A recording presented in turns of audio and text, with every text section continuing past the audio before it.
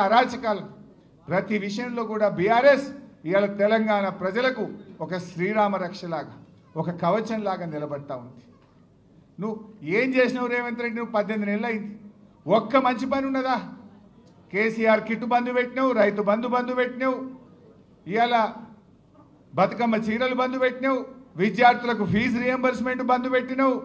ఉన్న పథకాలు బంద్ చేయడం తప్ప నువ్వు చేసిన మంచి పని ఉందా? చేసిండు రేవంత్ రెడ్డి. ఏమైనా చేసిండు అంటే బీఆర్ఎస్ ప్రభుత్వంలో మంచి పనులు ఏవైతే జరిగినాయో వాటి మీద కమిషన్లు మాత్రం వేసిండు. ఇవాళ రాష్ట్రం వచ్చిన 6 నెలల్లోనే 24 గంటల నాణ్యమైన కరెంట్ ఇచ్చిండు కేసీఆర్.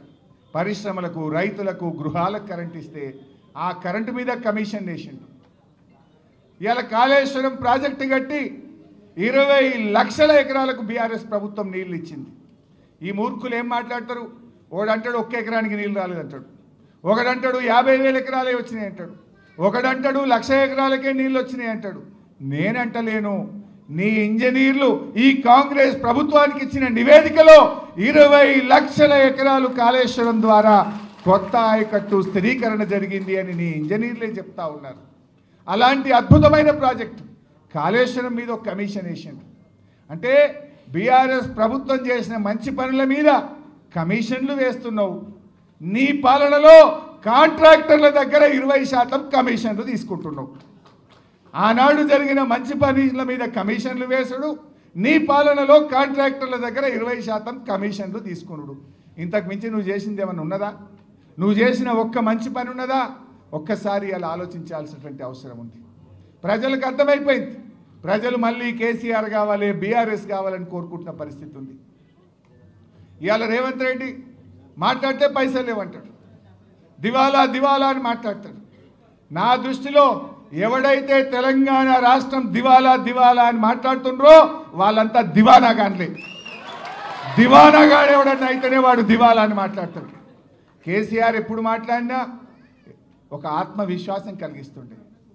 నాది అభివృద్ధిలో పోతున్న దేశం, నా రాష్ట్రం, నాది సర్ప్లస్ స్టేట్, నా రాష్ట్రం బలమైనటువంటి ఆర్థికంగా బలమైన రాష్ట్రం అని కేసీఆర్ చెప్పి ఈ రాష్ట్ర ప్రజల్లో ధైర్యాన్ని నింపేవాడు, పాలనను ముందుకు తీసుకుపోయేవాడు. కానీ రేవంత్ దివాలా దివాలా అనే దిక్కుమాలిన ప్రచారం చేసి తాను తీసుకున్న గోతిలో తానే పడ్డాడు. ఈరోజు ఇవాళ రిజిస్ట్రేషన్ ఆదాయం తగ్గింది, జిఎస్టీ తగ్గింది, మైనింగ్ తగ్గింది, రాష్ట్ర స్వంత ఆదాయ వనరులు తగ్గిముఖం పట్టినాయి. ఇది నీ పాలన చేతగాక, నీ వైఫల్యం వల్ల ఇవాళ తెలంగాణ ఆగమవుతుంది.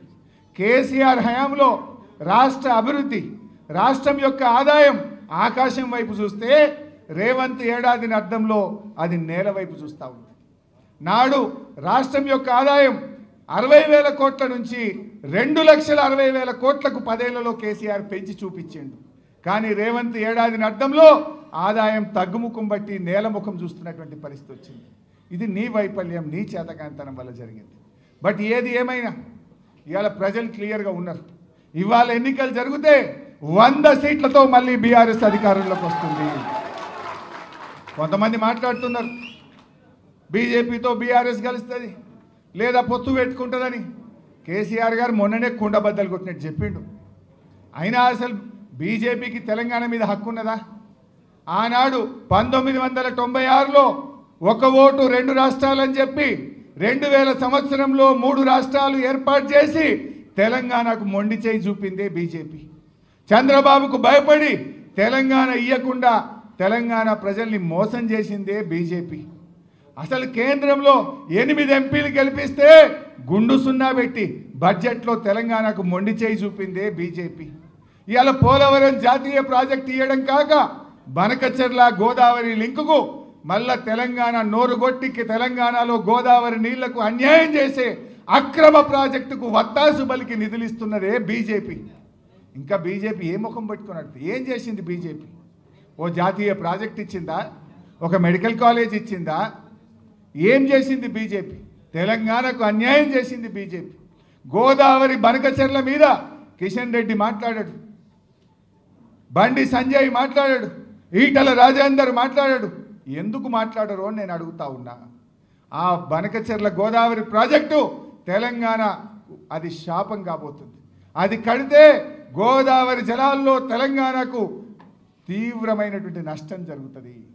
ఈ కాంగ్రెస్ దద్దమ్మ ప్రభుత్వం కృష్ణా నదిలో మొన్న 65 టీఎంసీలు తక్కువ వాడింది. మన హక్కును కూడా వాడుకునే తెలివితేటలు లేవు.